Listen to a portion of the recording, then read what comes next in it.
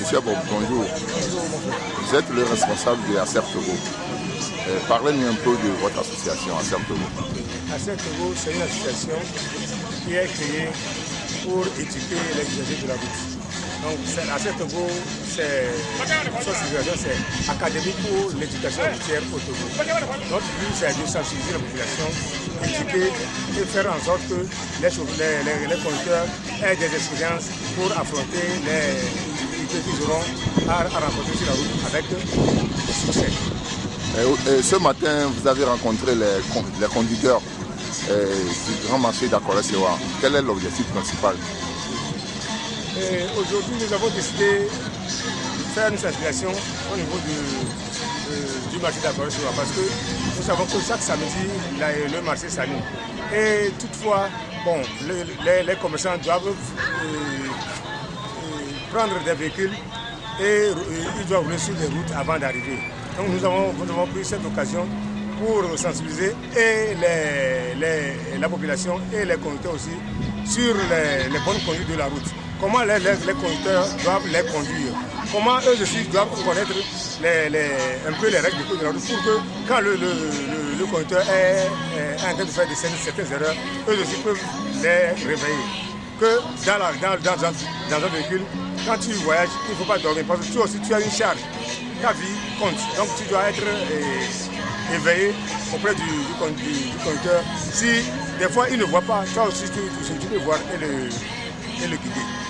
Donc le but de cette sensibilisation aujourd'hui, c'est pour dire aux conducteurs de la station Akora-Sewa d'Amavo qu'il ne faut pas qu'ils disent que leur route n'est pas mauvaise et essaient de conduire comme ils veulent. La conduite, c'est la conduite.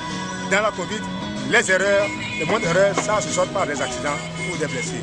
Donc, mieux vaut un bon conducteur sur une mauvaise route qu'un mauvais conducteur sur une bonne route.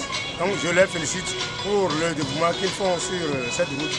Malgré que la route n'est pas bonne, ils essaient de rouler et amener les passagers sains et saufs. Et quels sont les facteurs des accidents de la route? Les facteurs des accidents sont nombreux. La route, d'abord, l'accident est causé à partir d'un danger. Et les dangers sont créés. Par exemple, une route peut être un danger. L'histoire des rails de Atikoumé qui est fait là. Voilà. C'est la route qui constitue le danger. Les personnes peuvent constituer les dangers. Les véhicules aussi. Même les comportements des usagers aussi, ça constitue un danger. Mais quand je suis arrivé ici, la plupart des conducteurs, le pourquoi, bon, certains sont énervés. Parce qu'ils disent qu'on n'a qu'à leur construire des routes et des parkings. Que sur les routes, il n'y a pas. Leur route est très mauvaise. Donc certains sont fâchés, ils ne veulent même pas venir écouter. Donc c'est par supplication que j'ai pu avoir un petit groupe pour le sensibiliser. Mais vous avez enseigné tout à l'heure sur l'accident et le danger. Et quelle est la différence entre les deux? Voilà. Le danger est un truc qui est visible, qu'on peut voir. Et l'accident, c'est invisible. Parce que entre le danger et le véhicule ou bien l'usager, le vide qui est entre le danger et l'usager, c'est ça qu'on appelle l'accident. Et que tu ne peux pas voir. Par exemple, un véhicule, la fois passée, d'abord j'envoie mes condoléances à la famille éplorée. La fois passée, c'était le dimanche passé, dans la nuit du samedi au dimanche, il y a un jeune motocycliste qui est rentré sous un camion sur la route de Atikoumé. Quelle est la cause? Le camion a chargé depuis le port et devait partir. Donc il est parti garer sur la route, je ne sais pas si c'est à son portail, pour dormir un peu et reprendre la route, le chemin le lendemain. Il a garé, tant bien qu'il a placé un panneau un train de danger, la précision. Mais ce qu'il a fait, ça constitue déjà un danger sur la route, sans qu'il le sache. Et le danger, sous le danger, il y a l'accident que personne ne voit, lui-même ne voit pas.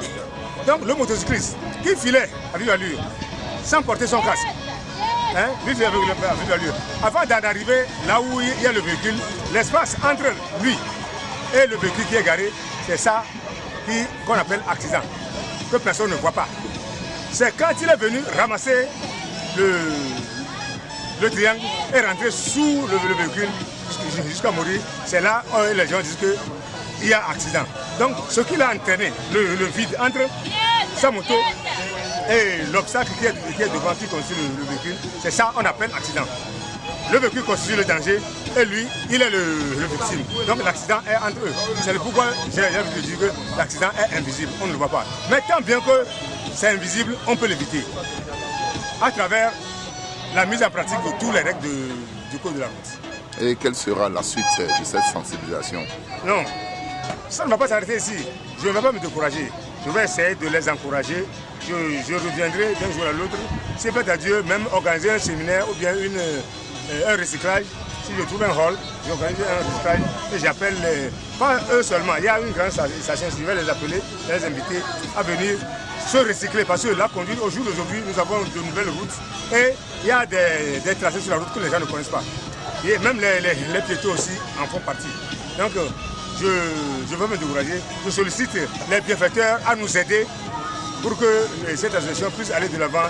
Et notre but majeur, c'est de faire en sorte qu'il y a un jour dans ce Togo, journée nationale zéro accident. Okay. Monsieur Abobi Kopo, je vous remercie. Merci à vous.